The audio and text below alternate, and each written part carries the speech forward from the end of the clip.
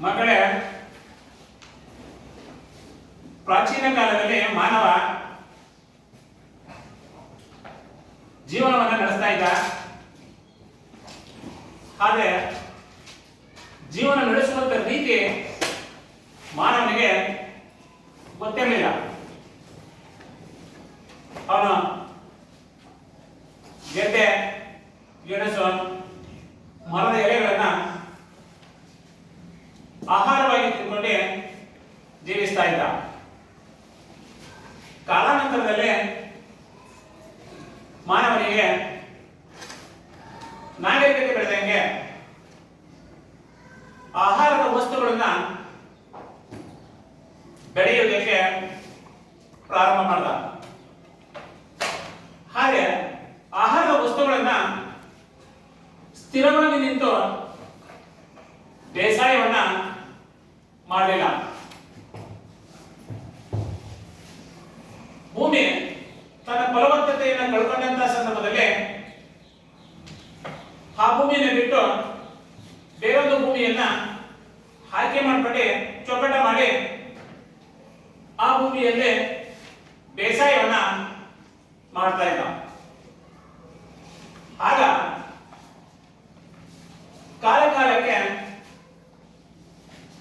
ಸರಿಯಾಗಿ ಬೇಸಾಯವನ್ನು ಮಾಡ್ಕೊಂಡು ಹೋಗ್ತಾ ಇದ್ದ. ಅದರ ಜೊತೆಗೆ ನದಿ ಬಯಲು ಪ್ರದೇಶದಲ್ಲಿ ಮಾತ್ರ ವಾಸ ಮಾಡ್ತಾ ಇದ್ದ. ಹೀಗೆ ಮಾನವ ಬೇಸಾಯವನ್ನು ಮಾಡ್ಕೊಂಡೆ ತನ್ನ ಜೀವನದ ಶೈಲಿಗಳನ್ನ ಬದಲಾಯಿಸಿಕೊಳ್ತಾ ಬಂದ. ಜೀವನದ ಶೈಲಿಗಳು ಬದಲಾವಣೆಯಾದಂಗೆ ವ್ಯವಸಾಯವನ್ನು ಸಹ ಅಂದ್ರೆ ಬಹಳ ಲಾಭ ಕೊಡುವಂತ ವ್ಯವಸಾಯದ ಬೆಳೆಗಳನ್ನು ಸಹ ಬೆಳೆಯುವುದಕ್ಕೆ ಪ್ರಾರಂಭ ಮಾಡ್ತಾ ಬಂದ. ಆಗ ಅಂತ ಬೆಳೆಗಳಿಗೆ ನೀರು ಅತ್ಯವಶ್ಯಕ. ಪ್ರತಿಯೊಂದು ಬೆಳೆಗೂ ನೀರು ಅತ್ಯವಶ್ಯಕ. ಆ ಬೆಳೆಗಳನ್ನ ಅಂದ್ರೆ ನೀರು ಬೇಕು ಅಂದ್ರೆ ಆಗ ಸರ್ಕಾರ ಯಾವುದೇ ಅಣೆಕಟ್ಟುಗಳನ್ನ ನಿರ್ಮಾಣ ಮಾಡಿರಲಿಲ್ಲ. ಹಾಗಾದ್ರೆ ಏನ್ ಮಾಡ್ದ? ಬಾವಿಗಳನ್ನು ನಿರ್ಮಿಸ್ತಾ ಬಂದ, ಕೆರೆಗಳನ್ನು ನಿರ್ಮಿಸ್ತಾ ಬಂದ. ಬಾವಿಗಳ ಮುಖಾಂತರ, ಕೆರೆಗಳ ಮುಖಾಂತರ ನೀರನ್ನ ವ್ಯವಸಾಯಕ್ಕೆ ಅಳವಡಿಸ್ತಾ ಬಂದ. ಹೇಗೆ ಇವತ್ತು ನೀರು ಮಾನವನಿಗೆ ಇವತ್ತು ಮೂಲಭೂತ ಅವಶ್ಯಕತೆಗಳಲ್ಲಿ ಹೇಗೆ ನೀರು ಇವತ್ತು ಎಷ್ಟು ಅತ್ಯವಶ್ಯಕತೆಯೋ, ದೇಶದ ಅರ್ಥವ್ಯವಸ್ಥೆಯನ್ನ ಬಲಪಡಿಸುವಂತದ್ದು ನೀರು. ಯಾಕೆ? ವ್ಯವಸಾಯಕ್ಕೆ ಬೇಕು, ಕೈಗಾರಿಕೆಗಳು ಬೇಕು, ಬೇರೊಂದು ನೌಕಾಯಾನಕ್ಕೆ ಬೇಕು, ಹಾಗೆ ಬೇರೊಂದು ರಾಷ್ಟ್ರಗಳಿಗೆ ವಸ್ತುಗಳನ್ನು ನಾವು ಆಮದು ಮಾಡಿಕೊಳ್ಳಿಕ್ಕೆ, ನೌಕಾಯಾನಕ್ಕೆ, ಜಲ ಸಂಚಾರಕ್ಕೆ, ಮನರಂಜನೆಗೆ, ಗೃಹ ಬಳಕೆಗೆ, ಮೀನುಗಾರಿಕೆಗೆ, ಇಷ್ಟೆಲ್ಲ ಇವತ್ತು ನೀರು ಅತ್ಯವಶ್ಯಕತೆ ಇವತ್ತು ಏನಾಗಿದೆ? ನೀರು ಪಡ್ಕೊಂಡಿದೆ. ಹಾಗಾದ್ರೆ ಮನುಷ್ಯ ಇವತ್ತು ಭೂಮಿಯ ಮೇಲೆ ಇರುವಂತ ಹಲವು ಜೀವರಾಶಿಗಳಿಗೆ ನೀರು ಅತ್ಯವಶ್ಯಕ, ಅಮೂಲ್ಯ. ಅಂತ ನೀರನ್ನು ಬಳಸಿದ್ರೆ ನಾವು ಏನ್ ಮಾಡ್ತಾ ಇದೀವಿ? ಕೆಲವು ಆಹಾರ ಬೆಳೆಗಳು, ಕೆಲವು ವಾಣಿಜ್ಯ ಬೆಳೆಗಳು, ಕೆಲವು ತೋಟಗಾರಿಕೆ ಬೇಸಾಯವನ್ನು ನಾವು ಮಾಡ್ಕೊಂಡು ಬರ್ತಾ ಇದ್ದೀವಿ. ಹಾಗಾದ್ರೆ ಮಾನವನಿಗೆ ನೀರು ಏನಾಗಿದೆ? ಅವಶ್ಯಕ. ನೀರಿಲ್ಲದ ಮಾನವ ಬೆಳೆಯಲಿಕ್ಕೆ ಆಗಲ್ಲ. ನೀರು ಇವತ್ತು ಏನಾಗಿದೆ? ದೇಶದ ಆರ್ಥಿಕ ಇವತ್ತು ಸಂಪತ್ತು.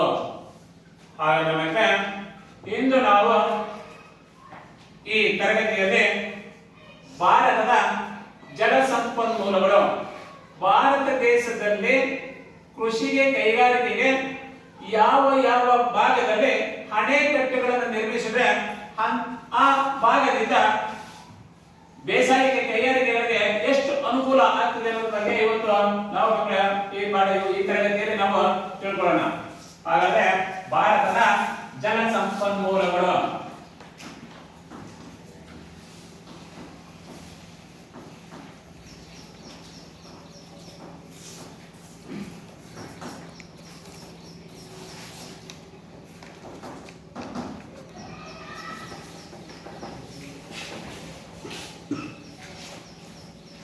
ನೀರು ಒಂದು ನೈಸರ್ಗಿಕ ಸಂಪನ್ಮೂಲ.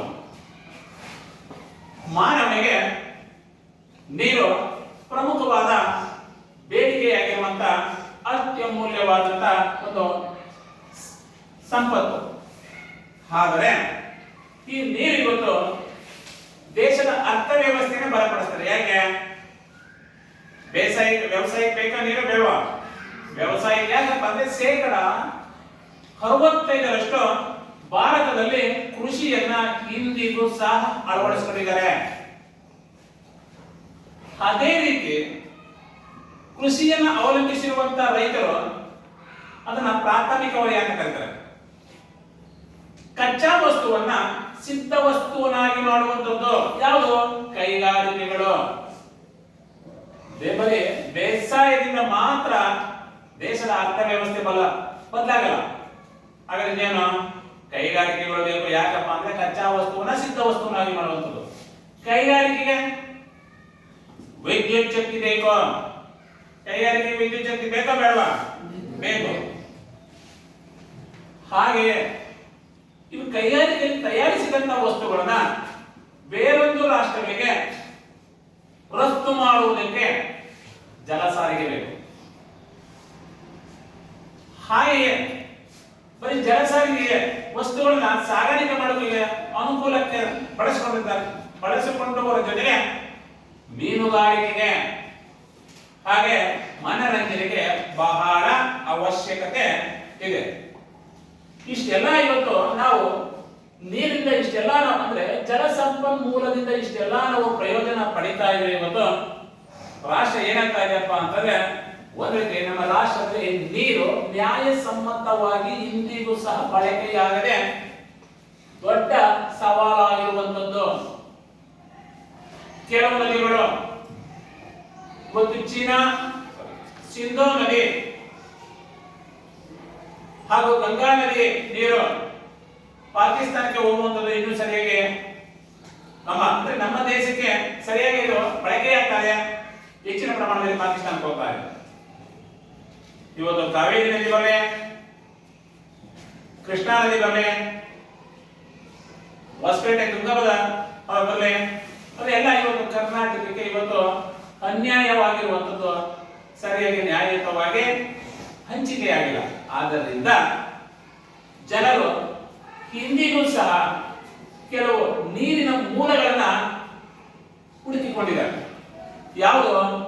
ಒಂದು ಬಾವಿ, ಇನ್ನೊಂದು ಕೆರೆ,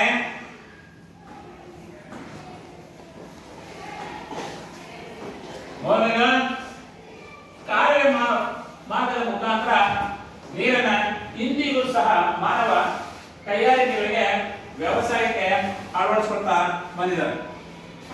ಆದ್ರೆ ಇವತ್ತು ಈ ಭೂಮಿಯ ಮೇಲೆ ಇರುವಂತಹ ಈ ನೀರಿನ ಮೂಲಗಳು ಆದ್ರೆ ಏನಿಲ್ಲ, ಕೆಲವು ಎಲ್ಲಿ ನೀರಿನ ಲಭ್ಯತೆ ಬಹಳ ಕಡಿಮೆ ಇರುತ್ತಾ ಅವರು ಚಿಲುಮೆಗಳ ಮುಖಾಂತರ ತುಂತುರು ನೀರು ಅಳವಡಿಸಿ ಬೇಸಾಯವನ್ನ ಇಂದಿಗೂ ಸಹ ಮಾಡ್ತಾರೆ.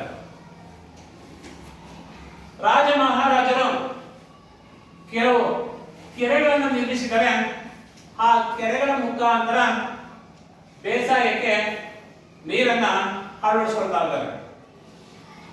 ಆದರೆ ನೋಡಿ, 8ನೇ ಶತಮಾನದಲ್ಲಿ ನಿರ್ಮಿಸಿರುವಂತ ತಮಿಳುನಾಡಿನಲ್ಲಿ ಚಿಂಗಲ್ಪಟ್ ಆ ಕೆರೆ ಇಂದಿಗೂ ಸಹ ಜೀವಂತವಾಗಿದೆ. ಆದರೆ ಇತರೆ ಹಲವು ಕಡೆ ಇರುವಂತಹ ಕೆರೆಗಳು ಕೆರೆಗಳನ್ನೇ ರಾಜಕೀಯ ವ್ಯಕ್ತಿಗಳು, ಕೆಲವು ರೈತರು ನುಂಗ್ತಾ ಇದ್ದಾರೆ ಅಂದ್ರೆ ಒತ್ತುವರಿ ಮಾಡ್ಕೊಂಡು ಮುಚ್ಚಾಕ್ತಾ ಇದ್ದಾರೆ. ಕೆರೆಗಳೇ ಮಾಯವಾಗ್ತಾ ಇದೆ. ಕೆರೆಗಳಲ್ಲಿ ಹೂಳು ತುಂಬುತ್ತಾ ಇದೆ. ಇವು ಕೆರೆ ಇವತ್ತೆಲ್ಲ ಏನಾಗ್ತಾ ಇದೆ, ಒಂದು ಮುಚ್ಚೋಗುವಂತ ಪರಿಸ್ಥಿತಿ ಬರ್ತಾ ಇದೆ. ಹೀಗೆ ಬಾವಿ, ಕೆರೆ, ಕಾಲುವೆ ಇದ್ರ ಮುಖಾಂತರ ನೀರನ್ನ ಏನ್ ಮಾಡ್ತಾ ಇದ್ದಾರೆ, ಬೇಸಾಯಕ್ಕೆ ಕೃತಕವಾಗಿ ಕಾಲುವೆಗಳನ್ನ ನಿರ್ಮಿಸಿ ಬೇಸಾಯಕ್ಕೆ ಏನ್ ಮಾಡ್ತಾ ಇದ್ದಾರೆ, ನೀರನ್ನ ಒದಗಿಸಿಕೊಡ್ತಾ ಇದ್ದಾರೆ. ಆದರೆ ಕೆಲವು ಪ್ರದೇಶಗಳಲ್ಲಿ ಹೆಚ್ಚಾಗಿ ಮಳೆ ಬೀಳ್ತದೆ, ಕೆಲವು ಪ್ರದೇಶಗಳಲ್ಲಿ ಕಡಿಮೆ ಮಳೆ ಬೀಳ್ತದೆ, ಕೆಲವು ಪ್ರದೇಶಗಳಲ್ಲಿ ಅತಿ ಕಡಿಮೆ ಮಳೆ ಬೀಳ್ತದೆ. ಅಂತ ಸ್ಥಳಗಳನ್ನ ಗುರುತಿಸಿ ಕೆಲವು ಪ್ರದೇಶಗಳಲ್ಲಿ ಅಣೆಕಟ್ಟುಗಳನ್ನು ನಿರ್ಮಿಸಿದ್ದಾರೆ, ಕೆಲವು ಪ್ರದೇಶಗಳಲ್ಲಿ ಕೆರೆಯನ್ನ ನಿರ್ಮಿಸಿದ್ದಾರೆ, ಕೆಲವು ಪ್ರದೇಶಗಳಲ್ಲಿ ಕೊಳವೆ ಬಾವಿಯನ್ನು ಕಟ್ಟಿದ್ದಾರೆ. ಕೊಳವೆ ಬಾವಿಯನ್ನು ಕಟ್ಟಿಕೊಂಡು ಏನ್ ಮಾಡ್ತಾರೆ, ರೈತ ಬೇಸಾಯವನ್ನ ಇಂದಿಗೂ ಸಹ ಮಾಡ್ತಾ ಇದ್ದಾನೆ. ಯಾಕಪ್ಪ ಅಂದ್ರೆ ಕೃಷಿ ಇತಿಹಾಸದಲ್ಲಿ ಅತ್ಯಂತ ಹೆಚ್ಚು ಮಹತ್ವವನ್ನ ಪಡ್ಕೊಂಡಿರುವಂತದ್ದು ವ್ಯವಸಾಯ. ಈ ವ್ಯವಸಾಯವನ್ನ ಇವತ್ತು ಅಂದ್ರೆ ಈ ಅಣೆಕಟ್ಟುಗಳ ಮುಖಾಂತರ ಇವತ್ತು ನಾವು ಬೇಸಾಯವನ್ನು ನಾವು ಇಂದಿಗೂ ಸಹ ನಾವು ಮಾಡ್ಕೊಂಡು ಬರ್ತಾ ಇದೀವಿ. ಎಷ್ಟಪ್ಪ ಅಂದ್ರೆ 141 ದಶಲಕ್ಷ ಹೆಕ್ಟೇರ್ ಭೂಮಿಯನ್ನ ಇವತ್ತು ನಾವು ಈ ಬೇಸಾಯಕ್ಕೆ ಒಳಪಡಿಸಿರುವಂತದ್ದು. ಎಷ್ಟು? 141 ದಶಲಕ್ಷ ಹೆಕ್ಟೇರ್.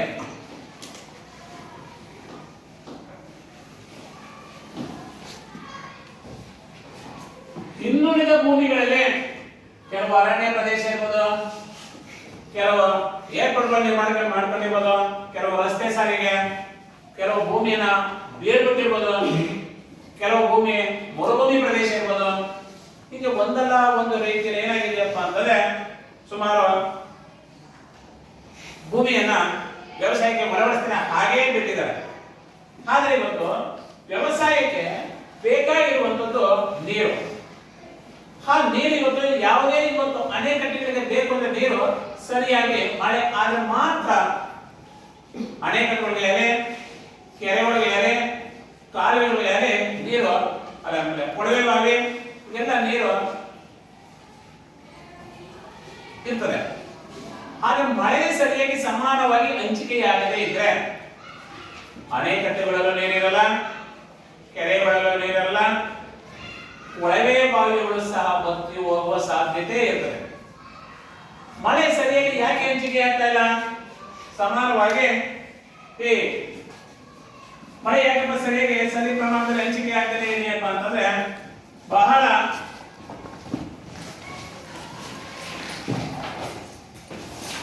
ಕೆಲವು ಪ್ರದೇಶಗಳು, ಪಶ್ಚಿಮ ಘಟ್ಟ ಪ್ರದೇಶಗಳು ಹೆಚ್ಚು ಮಳೆಯಿಂದ ಪಡೆಯುತ್ತವೆ, ಅರಣ್ಯ ಪ್ರದೇಶಗಳು ಹೆಚ್ಚು ಮಳೆಯನ್ನು ಪಡೆಯುತ್ತವೆ.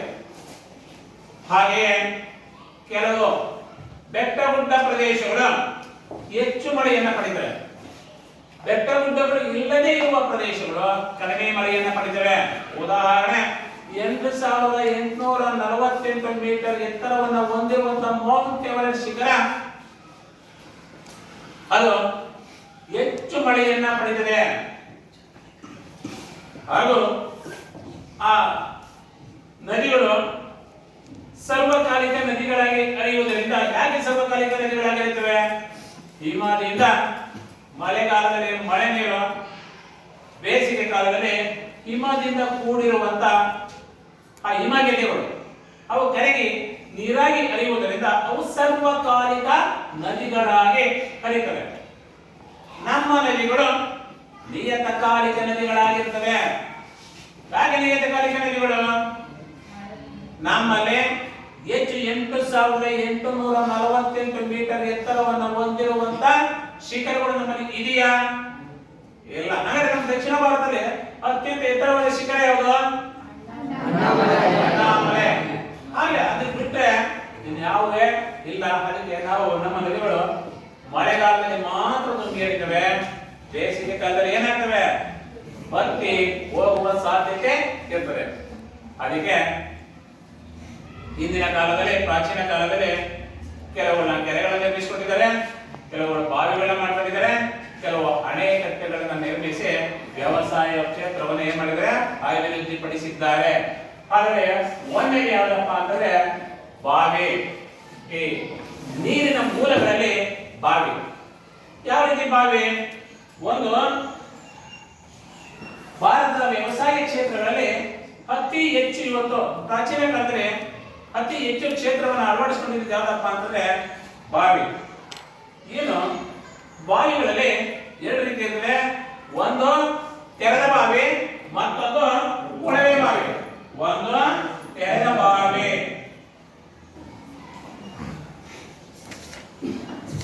ಎರಡನೇದು ಕೊಳವೆ ಬಾವಿ. ತೆರೆದ ಬಾವಿ ಅಂದ್ರೆ ಏನು? ತೆರೆದ ಬಾವಿ, ತೆರೆದ ಅಂದ್ರೆ ಓಪನ್ ಆಗಿ ಈ ವಿದ್ಯುತ್ತಿನಿಂದ ಡೀಸೆಲ್ ಸಹಾಯದಿಂದ ಮೋಟರ್ ಇಟ್ಟು ಅದರ ಸಹಾಯದಿಂದ ವ್ಯವಸಾಯಕ್ಕೆ ನೀರನ್ನು ಅಳವಡಿಸುವಂಥದ್ದು ಓಪನ್ ಬಾವಿಗಳು. ಓಪನ್ ಕಟ್ಟಡ ಕಟ್ಕೊಂಡು ಓಪನ್ ಬಾವಿ ಮಾಡ್ಕೊಂಡಿರ್ತಾರೆ ನೋಡ್ರ. ಈಗ ಉದಾಹರಣೆ, ಸರ್ಕಾರ ಇತ್ತೀಚಿನ ದಿನಗಳಲ್ಲಿ ಸರ್ಕಾರ ರೈತರಿಗೆ ನೀರು ಅತ್ಯಮೂಲ್ಯವಾಗಿರುವುದರಿಂದ ನೀರನ್ನ ವೇಸ್ಟ್ ಮಾಡಬಾರದು, ಅದಕ್ಕೆ ಚೆಕ್ ಡ್ಯಾಮ್ಗಳನ್ನು ನಿರ್ಮಿಸುವುದಕ್ಕೆ ಸರ್ಕಾರ ಪ್ರೋತ್ಸಾಹ ಧನವನ್ನಾಗಿ ಕೊಡ್ತಾ ಇದೆ. ಎಲ್ಲಿ ನೀರು ಮಳೆ ಬಂದಂತ ನೀರು ಯಾವುದೋ ಒಂದು ಮೂಲೆ ಭಾಗದಲ್ಲಿ ಹೋಗಿ ಸೇರ್ಕೊಂಡು ಚರಂಡಿಯನ್ನು ಸೇರ್ತದೆ ಅಂದ್ಬಿಟ್ಟು ಆ ಎಲ್ಲಿ ತಗ್ಗು ಪ್ರದೇಶ ಇರ್ತದ ಆ ತಗ್ಗು ಪ್ರದೇಶದಲ್ಲಿ ನೀವು ಒಂದು ಸಣ್ಣದಾಗಿ ಬಾವಿಯನ್ನು ಮಾಡ್ಕೊಂಡೆ ಆ ಬಾವಿಯಲ್ಲಿ ನೀರು ಸಂಗ್ರಹಗೊಳ್ಳುವ ರೀತಿಯಲ್ಲಿ ಆ ನೀರು ಸಂಗ್ರಹಗೊಂಡ್ರೆ ಏನಾಗ್ತದೆ, ಕೊಳವೆ ಬಾವಿಗಳು ಅಂತರ್ಜಲ ಹೆಚ್ಚಾಗ್ತದೆ. ಹಾಗೆ ಆ ನೀರನ್ನ ನಾವು ಈ ಡೀಸೆಲ್ ಯಂತ್ರದಿಂದ ಇದರ ವಿದ್ಯುತ್ ಯಂತ್ರದಿಂದ ನಾವು ವ್ಯವಸಾಯಕ್ಕೆ ನೀರನ್ನು ನಾವು ಅಳವಡಿಸಿಕೊಳ್ಳಬಹುದು. ಇದು ತೆರೆದ ಬಾವಿ. ನೆಕ್ಸ್ಟ್ ಕೊಳವೆ ಬಾವಿ. ಕೊಳವೆ ಬಾವಿ ಅಂದ್ರೆ ಯಾವುದು? ನಾವು ಇವತ್ತು 500-600 ಅಡಿ ಏನ್ ಮಾಡ್ತೀವಿ, ನಾವು ಬೋರ್ ಕೊರೆಸ್ತೀವಿ. ಆ ಬೋರ್ ಕೊರೆಸಿದಾಗ ಅದರಲ್ಲಿ ಸಕಾಲಕ್ಕೆ ಸರಿಯಾಗಿ ಮಳೆ ಬಂದ್ರೆ ಮಾತ್ರ ಬೋರ್ವೆಲ್ ಏನಾಗುತ್ತೆ, ಬೋರ್ವೆಲ್ ನೀರು ಬರ್ತದೆ. ಅಂತರ್ಜಲ ಇಲ್ಲದೆ ಇದೆ ಬೋರ್ವೆಲ್ ಸಹ ಏನಾಗ್ತದೆ, ನೀರಿನ ಪ್ರಮಾಣ ಕಡಿಮೆ ಇರುತ್ತಾ ಇರಲ್ವಾ? ನೀರಿನ ಪ್ರಮಾಣ ಬಹಳ ಕಡಿಮೆ ಇರುತ್ತೆ. ಅದಕ್ಕೆ ಅಂತರ್ಜಲವನ್ನು ಹೆಚ್ಚಿಸಿಕೊಳ್ಬೇಕು ಅಂತಂದ್ರೆ ಕೆರೆಗಳು ನಿರ್ಮಾಣ ಮಾಡಿರಬೇಕು. ಒಂದು, ಹಾಗೆಯೇ ಚೆಕ್ ಡ್ಯಾಮ್ಗಳು ನಿರ್ಮಿಸಬೇಕು. ಆಗ ಅಂತರ್ಜಲದ ನೀರಿನ ಮಟ್ಟ ಹೆಚ್ಚಾಗ್ತಾ ಹೋಗ್ತದೆ. ಇದು 1000 ಅಡಿ ಆಳಗಳಲ್ಲಿ ಇವತ್ತು ಕೊರೆಸಬೇಕು. ಇವತ್ತು ಈ ಕೋಲಾರ ಭಾಗ, ಶ್ರೀನಿವಾಸಪುರ, ಚಿಂತಾಮಣಿ ಆ ಭಾಗಗಳೆಲ್ಲ 1000 ಅಡಿ ಬೋರನ್ನು ಕೊರೆಸ್ತಾ ಇದ್ದಾರೆ. ಆ 1000 ಅಡಿ ಬೋರಲ್ಲಿ ಅದರಿಂದ ಆಳವಾಗಿ ನೀರನ್ನ ಇವತ್ತು ಹೊರ ತೆಗೆದು ಕೃಷಿಯನ್ನ ಇವತ್ತು ಅಭಿವೃದ್ಧಿಯನ್ನು ಪಡಿಸ್ತಾ ಇದ್ದಾರೆ. ಇವತ್ತು ಹಂಗೆ ಬಾವಿಯಲ್ಲಿ 2 ವಿಧ, ಒಂದು ತೆರೆದ ಮತ್ತೊಂದು ಕೊಳವೆ ಬಾವಿ. ತೆರೆದ ಬಾವಿ ಇನ್ನೊಂದಿದೆ. ಮಾನವ ತನ್ನ ದೈಹಿಕ ಶ್ರಮದಿಂದ ನೀರನ್ನ ಏನ್ ಮಾಡ್ತಾ ಇದ್ದ, ಬೇಸಾಯಕ್ಕೆ ಅಳವಡಿಸ್ತಾ ಇದ್ದ. ಯಾವ ರೀತಿ? ಒಂದು ರೀತಿಯ ಒಂದು ಎತ್ತ ನೀರಾವರಿ ಪದ್ಧತಿ ಏನಿದೆ. ಒಂದ್ ರೀತಿ ಈಗ ಕಲ್ಲಲ್ಲಿ ಒಂದು ನೀರು ಕೆಳಗಡೆ ಇರ್ತದೆ, ಈಗ ಒಂದು ಗೂಟ ಹಾಕಿ ಈಗ ಹಂಕೆ ನೀರನ್ನು ತಂದು ಹೊರ ಹಾಕುವಂಥದ್ದು. ದೈಹಿಕ ಶ್ರಮದಿಂದ ಆಗ ನೀರನ್ನ ಹೊರಗೆ ಹಾಕ್ತಾ ಇದ್ರು. ಈಗ ಆಗ ಎಲ್ಲ ಬಹಳ ಆಗ ಇನ್ನೂ ಏನಾಗಿತ್ತು, ಕೆಲವು ವಿದ್ಯುತ್ ಚಾಲಿತ ಯಾವ ಬಂದಿರಲಿಲ್ಲ. ದೈಹಿಕ ಶ್ರಮವನ್ನೇ ಅಳವಡಿಸಿ ಬೇಸಾಯವನ್ನು ಮಾಡುವಂಥದ್ದು, ನೀರನ್ನು ಹೊರ ಹಾಕುವಂಥದ್ದು, ಕಪ್ಪನ್ನ ಹರಿಯುವಂಥದ್ದು ಎತ್ತಿನ ಗಾಳದಿಂದ, ಇವೆಲ್ಲ ದೈಹಿಕ ಶ್ರಮದಿಂದ ಮಾಡ್ತಾ ಇರೋ. ಇತ್ತೀಚಿನ ದಿನಗಳಲ್ಲಿ ಆಧುನಿಕ ಯಂತ್ರೋಪಕರಣಗಳು ಬಂದಿರೋದ್ರಿಂದ ಇವೆಲ್ಲ ಏನಾಗಿದೆ, ಈಗ ಬಹಳ ಏನಾಗಿದೆ, ಕಡಿಮೆಯಾಗಿದೆ. ಹಾಗೆ ಕಾಲುವೆ ನೀರಾವರಿ ಏನಿವತ್ತು ನಮ್ಮ ಭಾರತದಲ್ಲಿ, ಇವತ್ತು ಭಾರತ ರೂಢಿಯಲ್ಲಿ ಇವತ್ತು ಕಾಲುವೆ ನೀರಾವರಿ ಪದ್ಧತಿ ಇದೆ. ಯಾವ ರೀತಿ? ಅಣೆಕಟ್ಟುಗಳನ್ನ ನಿರ್ಮಿಸಿ, ಅಣೆಕಟ್ಟುಗಳ ಮುಖಾಂತರ ಏನ್ ಮಾಡ್ತಾರೆ, ಕಾಲುವೆಗಳನ್ನು ನಿರ್ಮಿಸಿ ಬೇಸಾಯಕ್ಕೆ ಇವತ್ತು ಏನ್ ಮಾಡ್ತಾರೆ, ಕಾಲುವೆಗಳಿಂದ ಬೇಸಾಯಕ್ಕೆ ಇವತ್ತು ನೀರನ್ನ ಅಳವಡಿಸ್ಕೊಳ್ತಾ ಇದ್ದಾರೆ. ಅದರ ಜೊತೆಗೆ ದೊಡ್ಡ ದೊಡ್ಡ ಕೆರೆಗಳಿಂದಲೂ ಸಹ ಕಾಲುವೆಗಳನ್ನು ನಿರ್ಮಿಸಿ ವ್ಯವಸಾಯಕ್ಕೆ ಏನ್ ಮಾಡ್ತಾರೆ, ಇವತ್ತು ನೀರನ್ನ ಅಳವಡಿಸ್ಕೊಳ್ತಾ ಇದ್ದಾರೆ ಇವತ್ತು ಕೃಷ್ಣರಾಜ ಸಾಗರ ಜಲಾಶಯ ಇರ್ಬೋದು, ಕಬಿನಿ, ಹಾರಂಗಿ, ಹೇಮಾವತಿ, ಕೃಷ್ಣ, ತುಂಗ, ಭದ್ರಾ, ಇವೇನಿದೆಯಲ್ಲ ಇವತ್ತು ನದಿಗಳು, ನರ್ಮದಾ, ಗೋದಾವರಿ, ತಪತಿ, ನದಿಗಳಿದೆಯಲ್ಲ ಆ ನದಿಗಳನ್ನ ಏನ್ ಮಾಡ್ತಾರೆ ಇವತ್ತು ಅಣೆಕಟ್ಟುಗಳನ್ನ ನಿರ್ಮಿಸಿ ನೀರನ್ನ ಒಂದು ರೀತಿ ಸಂಗ್ರಹವಾಗಿ ಮಾಡಿ ಆ ನೀರನ್ನ ಏನ್ ಮಾಡ್ತಾರೆ ಹಂತ ಹಂತವಾಗಿ ಕಾಲುವೆಗಳನ್ನ ಮಾಡಿ ಕಾಲುವೆಗಳ ಮುಖಾಂತರ ಇವತ್ತು ವ್ಯವಸಾಯಕ್ಕೆ ಏನ್ ಮಾಡ್ತಾ ಇದ್ದಾರೆ ನೀರನ್ನ ಒದಗಿಸ್ಕೊಡ್ತಾ ಇದ್ದಾರೆ.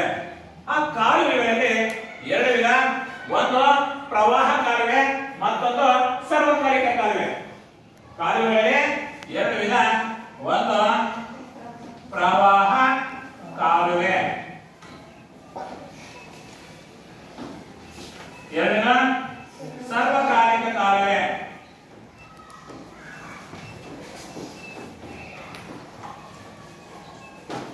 ಪ್ರವಾಹ ಕಾಲುವೆ ಎಂದ್ರೇನು, ಸರ್ವಕಾಲಿಕ ಕಾಲುವೆ ಎಂದ್ರೇನು? ಪ್ರವಾಹ ಸರ್ವಕಾಲಿಕ, ಪ್ರವಾಹಕ್ಕೂ ಸರ್ವಕಾಲಿಕ ವ್ಯತ್ಯಾಸ ಇದೆಯಾ ಇಲ್ವಾ?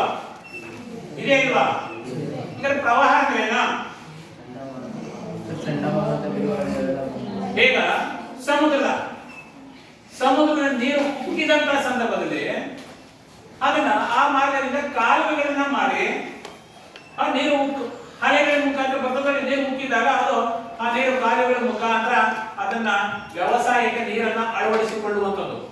ಸಮುದ್ರ ತೀರ ಪ್ರದೇಶಗಳಲ್ಲಿ ಇರುವಂತವು ಪ್ರವಾಹಗಳು, ದೊಡ್ಡ ದೊಡ್ಡ ಪ್ರವಾಹಗಳು ಬಂದಂತಹ ಸಂದರ್ಭದಲ್ಲಿ ಆ ನೀರನ್ನ ಕಾಲುವೆಗಳ ಮುಖಾಂತರ ಬೇಸಾಯಕ್ಕೆ ಹಂತ ಹಂತವಾಗಿ ನೀರನ್ನ ಅಳವಡಿಸಿಕೊಳ್ಳುವಂಥದ್ದು. ಸರ್ವಕಾಲಿಕ ನದಿಗಳು, ಸರ್ವಕಾಲಿಕ ಕಾಲುವೆಗಳಂದ್ರೆ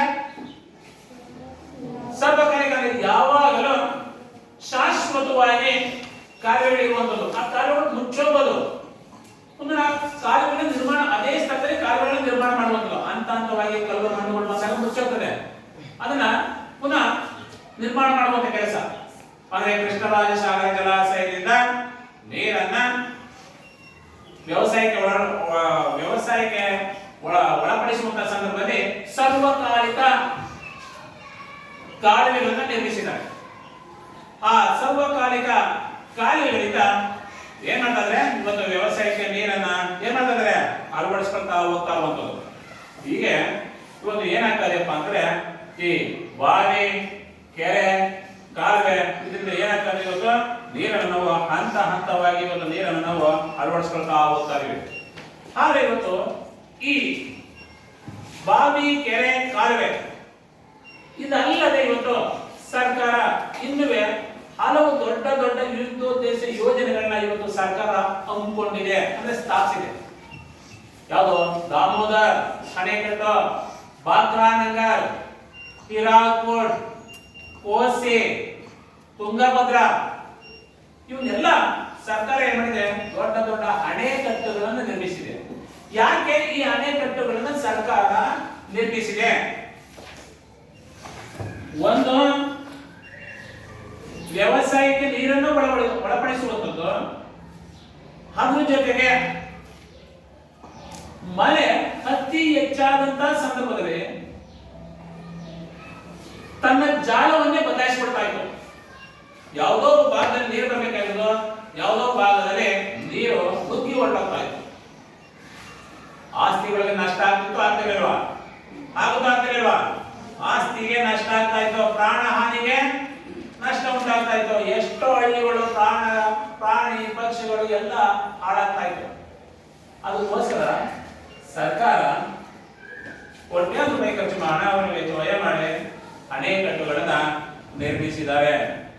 ಆದ್ರೆ ಇವತ್ತು ಆ ಅಣೆಕಟ್ಟುಗಳ ಮುಖಾಂತರ ಕೆಲವು ಉಪನದಿಗಳು ಅದಕ್ಕೆ ಜೋಡಣೆಯಾಗಿ ದೊಡ್ಡ ಅಣೆಕಟ್ಟುಗಳು ಇವತ್ತು ಸರ್ಕಾರ ಇಂದಿಗೂ ನಿರ್ಮಿಸಿರುವುದರಿಂದ ಭಾರತದಲ್ಲಿ ಈ ವ್ಯವಸಾಯದ ಕೃಷಿ ಕ್ಷೇತ್ರ ಏನಾಗಿದೆ ಹೆಚ್ಚಾಗಿರುವಂತದ್ದು. ಆದರೆ ಇವತ್ತು ದೊಡ್ಡ ದೊಡ್ಡ ವಿವಿಧೋದ್ದೇಶ ಈ ನದಿ ಕಣಿವೆ ಯೋಜನೆಗಳು ಯಾವಪ್ಪ ಅಂತಂದ್ರೆ, ಒಂದು ಇದು ಪರೀಕ್ಷೆಗೆ ಬಹಳ ಇದು ತುಂಬಾ ಈ ಪ್ರಶ್ನೆಯನ್ನ ಕೇಳುವುದರಿಂದ ಬಹಳ ಅತಿ ಹೆಚ್ಚು ಮಹತ್ವವನ್ನು ಪಡ್ಕೊಂಡಿದೆ. ಯಾವುದು ಈ ಪ್ರಶ್ನೆ? ವಿವಿಧೋದ್ದೇಶ ನದಿ ಕಣಿವೆ ಯೋಜನೆ ಎಂದರೆ ಏನು? ಅವು ಅದರಿಂದ ಏನು ಉಪಯೋಗ? ಒಂದು ದೊಡ್ಡ ದೊಡ್ಡ ವಿದೇಶ ನದಿ ಕಣಿವೆ ಏನಪ್ಪಾ ಅಂತಂದ್ರೆ ನಮಗೆ ಒಂದು ಏನಾಗ್ತದೆ, ನೀರಾವರಿ ಸೌಲಭ್ಯವನ್ನ ಒದಗಿಸ್ತದೆ.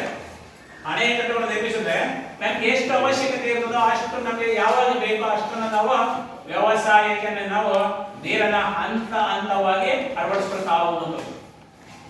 ಒಂದೇ ಸರಿ ಈಗ ನಾವು ಅಣೆಕಟ್ಟು ಕಟ್ಟಿದ್ರೆ ಒಂದೇ ಸರಿ ನೀರು ಮಳೆ ಬೇಕು ಅದು ಎಲ್ಲೋ ಕಚ್ಕೊಟ್ಟಾಗುತ್ತೆ.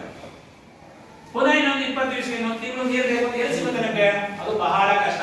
ಅದಕ್ಕೆ ಸರ್ಕಾರ ಏನ್ ಮಾಡಿದೆ? ಅಣೆಕಟ್ಟುಗಳನ್ನ ಕಟ್ಟಿದೆ, ನೀರನ್ನ ನಿಲ್ಲಿಸಿದೆ. ನಮ್ಗೆ ಹಂತವಾಗಿ ಬೇಕಾದಂತ ಸಂದರ್ಭದಲ್ಲಿ ನಮ್ಗೆ ನೀರನ್ನ ಅಳವಡಿಸ್ಕೊಳ್ತಾ ಹೋಗುವಂಥದ್ದು. ಒಂದು ನೀರಾವರಿ ಸೌಲಭ್ಯವನ್ನು ಒದಗಿಸ್ಕೊಡ್ತಾ ಇರೋದು. ಹಾಗೆ ಅಣೆಕಟ್ಟುಗಳನ್ನ ಕಟ್ಟಿದಿಂದ ಇನ್ನೊಂದು ಉಪಯೋಗ ಏನು? ಒಂದು ಜಲ ವಿದ್ಯುತ್ ಶಕ್ತಿಗೆ ಸಹಕಾರಿ. ಇವತ್ತು ಒಂದು ದೇಶ ಇವತ್ತು ಆರ್ಥಿಕವಾಗಿ ಮುಂದುವರಿತಾ ಇದೆ. ಇವತ್ತು ವಿದ್ಯುತ್ ಶಕ್ತಿಗೂ ಬಹಳ ಸಹಕಾರಿ.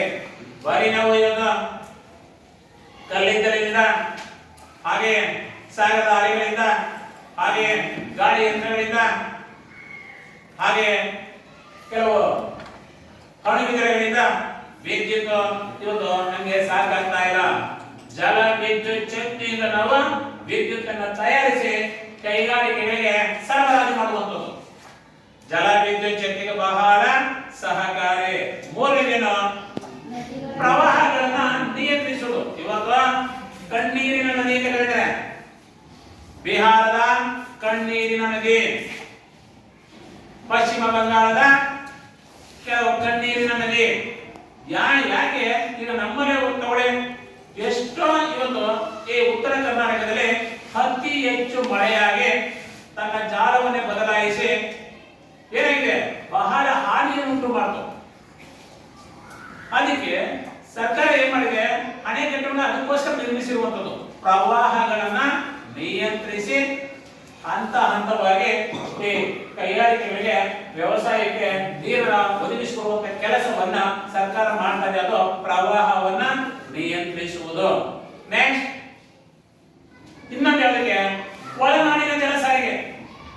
ಒಳನಾಡಿನ ಜಲ ಸಾರಿಗೆ ಒಂದು ಏನಾಗ್ತಾ ಇದೆಯಪ್ಪ ಅಂದ್ರೆ, ಒಂದು ಕಡೆಯಿಂದ ಅಂದ್ರೆ ಒಂದು ರಾಜ್ಯದಿಂದ ಮತ್ತೊಂದು ರಾಜ್ಯಕ್ಕೆ, ಒಂದು ರಾಜ್ಯದಿಂದ ಮತ್ತೊಂದು ರಾಜ್ಯಕ್ಕೆ ಸಹಕಾರಿಯಾಗುವಾಗ ಈ ರಾಜ್ಯದಿಂದ ಮತ್ತೊಂದು ರಾಜ್ಯಕ್ಕೆ ವಸ್ತುಗಳನ್ನ ಆಮದು ರಫ್ತು ಮಾಡಿಕೊಳ್ಳುವುದಕ್ಕೆ ಒಳನಾಡಿನ ಜಲ ಸಾರಿಗೆಗೆ ಬಹಳ ಏನಾಗಿದೆ? ಸಹಕಾರಿಯಾಗಿದೆ. ಯಾವುದು? ದೊಡ್ಡ ದೊಡ್ಡ ವಿವಿಧೋದ್ದೇಶ ಯೋಜನೆಗಳು. ನೆಕ್ಸ್ಟ್ ಮತ್ತೆ ಇನ್ನೊಂದು ಯಾವುದಕ್ಕೆ? ನೌಕಾಯಾನಿಕೆ. ನೌಕಾಯಾನಿಕೆ ಮತ್ತು ನೆಕ್ಸ್ಟ್ ಹಾಗೆ ಗೃಹ ಬಳಕೆಗೆ, ಮನುಷ್ಯನಿಗೆ ಅತ್ಯವಶ್ಯಕವಾಗಿ ಬೇಕಾಗಿರುವಂತಹ ಯಾವುದು? ಗೃಹ ಬಳಕೆಗೆ ನೀರು ಬೇಕು. ಆ ಗೃಹ ಬಳಕೆಗೆ ಇವತ್ತು ನೀರು ಬಹಳ ಅತ್ಯವಶ್ಯಕವಾಗಿರುವುದರಿಂದ ಪ್ರವಾಹಗಳನ್ನ ಏನ್ ಮಾಡ್ತಾರೆ? ನಿಯಂತ್ರಿಸಿ ನಮ್ಗೆ ಅಣೆಕಟ್ಟುಗಳನ್ನು ನಿರ್ಮಿಸಿ ಇವತ್ತು ಬೇಸಾಯಕ್ಕೆ ಏನಾಗಿದೆ? ಇವತ್ತು ನೀರನ್ನ ಅಳವಡಿಸಿಕೊಂಡಿದ್ದಾರೆ ಇವತ್ತು. ಹೀಗೆ ನೆಕ್ಸ್ಟ್ ಮನರಂಜನೆಗೆ ಇವತ್ತು ಕೃಷ್ಣರಾಜಸಾಗರ ಜಲಾಶಯ, ಆ ಬೃಂದಾವನದಲ್ಲಿ ಏನ್ ಮಾಡಿದ್ರೆ ಇವತ್ತು ಮನರಂಜನೆಗೋಸ್ಕರ ಸಹ ಏನ್ ಮಾಡಿದ್ರೆ ಅಣೆಕಟ್ಟುಗಳನ್ನ ನಿರ್ಮಿಸಿ ವ್ಯವಸಾಯಕ್ಕೆ ಇವತ್ತು ನೀರನ್ನ ಏನ್ ಮಾಡ್ತಾರೆ? ಇವತ್ತು ಒದಗಿಸ್ಕೊಡ್ತಾ ಇರುವಂತದ್ದು. ಬರೀ ಬೇಸಾಯಕ್ಕೆ ಅಲ್ಲದೆ ಪ್ರವಾಹವನ್ನ ನಿಯಂತ್ರಿಸುವುದು. ಭೂಮಿಯ ಮೇಲ್ಭಾಗದ ಮಣ್ಣು ಕೊಚ್ಚಿ ಹೋಗದ ಹಾಗೆ, ಭೂಮಿಯ ಮೇಲೆ ಇರುವಂತಹ ಜಲರಾಶಿಗಳು, ಭೂಮಿಯಲ್ಲಿರುವಂತಹ ಮನೆ ಮಟ್ಟಗಳು ಹಾಳಾಗದಂಗೆ ಇರುವಂತದ್ದನ್ನ ಪ್ರವಾಹವನ್ನು ನಿಯಂತ್ರಿಸುವಂತದ್ದು. ನೆಕ್ಸ್ಟ್ ಇನ್ನೊಂದು ಯಾವುದಕ್ಕೆ? ಮಣ್ಣಿನ ಸವಕಳಿ ತಡೆಗಟ್ಟುವಂತದ್ದು. ನೆಕ್ಸ್ಟ್ ಮೀನುಗಾರಿಕೆಗೆ. ಮೀನುಗಾರಿಕೆಗೂ ಬಹಳ ಏನಾಗಿದೆ? ಸಹಕಾರಿ ಇವತ್ತು. ಯಾವುದು? ದೊಡ್ಡ ದೊಡ್ಡ ವಿವಿಧೋದ್ದೇಶ ಯೋಜನೆಗಳಿಂದ ಇವತ್ತು ಬೇಸಾಯ ಮಾಡಬಹುದು, ವಿದ್ಯುತ್ ಶಕ್ತಿ ತಯಾರಿಸಿಕೊಳ್ಳುವಂಥದ್ದು, ಪ್ರವಾಹವನ್ನು ನಿಯಂತ್ರಿಸುವಂಥದ್ದು, ಮನರಂಜನೆಗೋಸ್ಕರ ಬಳಸುವಂಥದ್ದು, ಕೈಗಾರಿಕೆಗಳಿಗೆ ಇವತ್ತು ನೀರನ್ನು ಒದಗಿಸಿಕೊಡುವಂಥದ್ದು, ಜಲವಿದ್ಯುತ್ ಶಕ್ತಿ ತಯಾರಿಸುವಂಥದ್ದು, ಹಾಗೆ ಮೀನುಗಾರಿಕೆಗೆ, ಮೀನುಗಳ ಸಾಗಾಣಿಕೆಗೂ ಬಹಳ ಸಹಕಾರಿಯಾಗಿರುವಂಥದ್ದು. ಕೆರೆಗಳಲ್ಲಿ ಮೀನು ಸಾಗಾಣಿಕೆ ಮಾಡ್ತಾರೆ, ಹಾಗೆ ಬಾವಿಗಳಲ್ಲಿ ಮೀನು ಸಾಕ್ತಾರೆ, ಹಾಗೆ ಸಮುದ್ರದಲ್ಲೂ ಇರ್ತವೆ, ನೆಕ್ಸ್ಟ್ ಸಾಗರಗಳಲ್ಲಿ ಇರ್ತವೆ. ನೆಕ್ಸ್ಟ್ ದೊಡ್ಡ ದೊಡ್ಡ ಅಣೆಕಟ್ಟುಗಳನ್ನು ನಿರ್ಮಿಸಿ ಇವತ್ತು ಮೀನನ್ನು ಏನ್ ಮಾಡ್ತಾರೆ? ಇವತ್ತು ಸಾಕ್ತಾ ಇರೋದ್ರಿಂದ ಇವತ್ತು ಏನಾಗ್ತಾರೆ? ಇವತ್ತು ಬಹಳ ಈ ದೊಡ್ಡ ದೊಡ್ಡ ವಿವಿಧ ದೇಶ ಯೋಜನೆಗಳಿಂದ ಬಹಳ ಸಹಕಾರಿಯಾಗ್ತದೆ. ಮತ್ತೊಂದು ಇನ್ನೊಂದು ಏನಪ್ಪಾ ಅಂದ್ರೆ ಅರಣ್ಯವನ್ನು ಬೆಳೆಸುವಂಥದ್ದು. ಇದು ಎಲ್ಲಿ ಸರ್ಕಾರದ ಈ ಕೆಲವು ಭಾಗಗಳಲ್ಲಿ ಭೂಮಿ ಎಲ್ಲಿ ಕಾಡು ಬಿಟ್ಟಿರ್ತಾರ, ಗೋಮಾಳ ಅಂತ ನೋಡಿ ಬೀಡು ಬಿಟ್ಟಿರ್ತಾರ, ಆ ಕಡೆಗಳೆಲ್ಲ ಸಸಿಗಳ ನೆಡುವ ಕಾರ್ಯಕ್ರಮ ಹಮ್ಮಿಕೊಂಡು ಅದು ಆ ಡ್ಯಾಮ್ಗಳ ಮುಖಾಂತರ, ಅಣೆಕಟ್ಟೆಗಳ ಮುಖಾಂತರ ನೀರನ್ನ ಅಳವಡಿಸುವಂಥದ್ದು. ಈ ರೀತಿಯಾಗಿ ಅರಣ್ಯವನ್ನು ಬೆಳೆಸುವಂತ ಕಾರ್ಯಕ್ರಮವನ್ನ ಏನ್ ಮಾಡ್ತಾ ಇದೆಯಪ್ಪ ಅಂದ್ರೆ ಸರ್ಕಾರ ಹಮ್ಮಿಕೊಂಡಿರೋದ್ರಿಂದ ದೊಡ್ಡ ದೊಡ್ಡ ವಿವಿಧೋದ್ದೇಶ ಯೋಜನೆಗಳನ್ನ ಸರ್ಕಾರ ಏನ್ ಮಾಡಿದೆ ಇವತ್ತು ನಿರ್ಮಿಸಿಕೊಂಡಿದೆ. ಇವತ್ತು ಹೀಗೆ ಸರ್ಕಾರ ಇವತ್ತು ಇದರಿಂದ ಬಹಳ ಯೋಜನೆಗಳಿಂದ ಜನರಿಗೂ ರೈತರಿಗೂ ಅನುಕೂಲ, ದೇಶದ ಅರ್ಥವ್ಯವಸ್ಥೆಯನ್ನು ಬಲಪಡಿಸ್ತಾ ಹೋಗ್ತದೆ.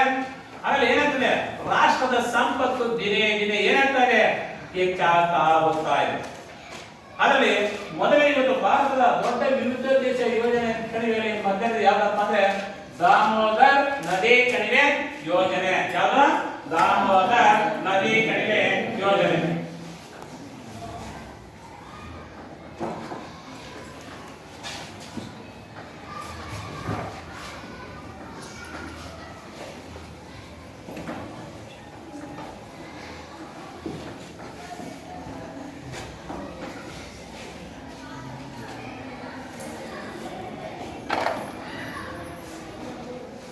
ಹಾಗೆ ನಾವು ಈಗ ದಾಮೋದರ ನದಿ ಕಣಿವೆ ಯೋಜನೆ, ಹಾಗೆ ಬಾಕ್ರಾನಗರ್, ಕೋಶಿ, ಹಿರಾಕೋಡ್, ತುಂಗಭದ್ರಾ ಇಂಥವೆಲ್ಲ ಸರ್ಕಾರ ಏನ್ ಮಾಡಿದೆಯಪ್ಪ ಅಂದ್ರೆ ಅಣೆಕಟ್ಟುಗಳನ್ನ ನಿರ್ಮಿಸಿರುವಂತದ್ದು. ಹಾಗೆ ಮತ್ತೆ ಇಷ್ಟು ಇಲ್ಲಿವರೆಗೂ ನಾವು ಈ ಭಾರತದ ಜಲಸಂಪನ್ಮೂಲಗಳು ಇದ್ರ ಬಗ್ಗೆ ಕೆಲವು ನಾವು ಏನಾಗಿದೆ ಸ್ವಲ್ಪ ನಾವೀಗ ತರಗತಿಯಲ್ಲಿ ನೀವು ತಿಳ್ಕೊಂಡಿದ್ದೀರಿ. ಅದ್ರ ಬಗ್ಗೆ ಒಂದು ಕೆಲವು ಪ್ರಶ್ನೆಗಳು ಮಾತ್ರ ಕೇಳ್ತೀನಿ, ಅದಕ್ಕೆ ನೀವು ಏನ್ ಮಾಡ್ಬೇಕು, ನೀವು ಉತ್ತರಿಸಬೇಕು. ಒಂದು ಮೊದಲನೇ ಪ್ರಶ್ನೆ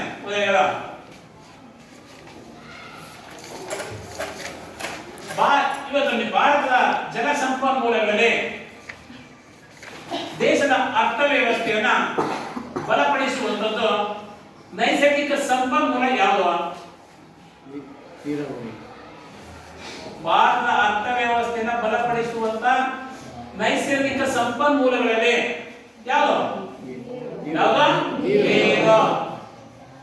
ನೀರಿನ ನೈಸರ್ಗಿಕ ಸಂಪನ್ಮೂಲಗಳಲ್ಲಿ ನೀರು ಮೊದಲೇ. ಹಾಗೆ ಲಾವಣ್ಯ, ಭಾರತದಲ್ಲಿ ಈ ನೀರು ಇವತ್ತು ವ್ಯವಸಾಯಕ್ಕೆ ಎಷ್ಟು ಅತ್ಯವಶ್ಯಕವೋ ಅಷ್ಟೇ ಈ ವ್ಯವಸಾಯಕ್ಕೆ ಬೇಕಾಗಿರುವಂತಹ ನೀರು, ಆ ನೀರಿನ ಮೂಲಗಳ್ಯಾವ್ಯಾವ? ಕೆರೆ, ಬಾವಿ, ಕಾಲುವೆ. ಹಾಗೆ ನೆಕ್ಸ್ಟ್ ಹಾಗೆ ಈ ಬಾವಿ ನೀರಾವರಿ ಪದ್ಧತಿಯಲ್ಲಿ ಎಷ್ಟು ವಿಧ? ಬಾವಿ ನೀರಾವರಿ ಪದ್ಧತಿಯಲ್ಲಿ ಎಷ್ಟು ವಿಧ? ಬಾವಿ ನೀರಾವರಿ ಪದ್ಧತಿಯಲ್ಲಿ ಎಷ್ಟು ವಿಧ? ಎಷ್ಟ? ಬಾವಿ ನೀರಾವರಿ ಪದ್ಧತಿಯಲ್ಲಿ ಎಷ್ಟು ವಿಧ? ಅವು ಯಾವುವು? ತೆರೆದ ಬಾವಿ, ಹಾಗೆಯೇ ಕಾಲುವೆಗಳಲ್ಲಿ ಎಷ್ಟು ವಿಧ? ಕಾಲುವೆಗಳಲ್ಲಿ ಅವು ಯಾವುವು?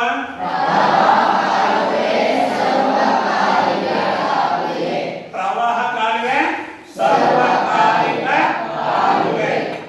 ಹೀಗೆ ಈ ಕೆಲವು ಯೋಜನೆಗಳ ಮುಖಾಂತರ ಬಾವಿ, ಕೆರೆ, ಕಾಲುವೆ, ಅಣೆಕಟ್ಟುಗಳ ಮುಖಾಂತರ ವ್ಯವಸಾಯಕ್ಕೆ ಏನ್ ಮಾಡಿದ್ದಾರೆ? ನೀರನ್ನ ಅಳವಡಿಸಿದ್ದಾರೆ.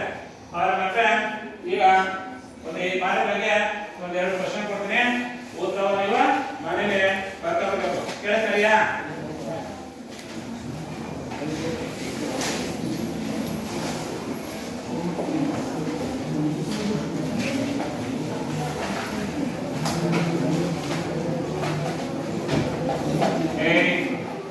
ಕೃತಕ ನೀರಾವರಿ ಪದ್ಧತಿ ಎಂದರೇನು? ಕೃತಕ ನೀರಾವರಿ ಎಂದರೇನು?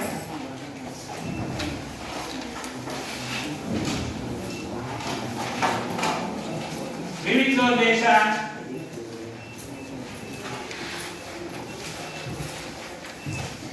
ನದಿ ಕಣಿವೆ ಯೋಜನೆ ಎಂದರೇನು?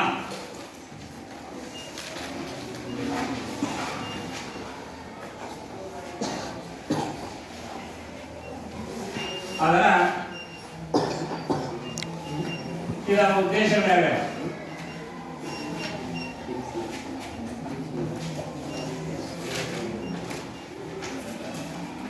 ಬರ್ತೀರಾ?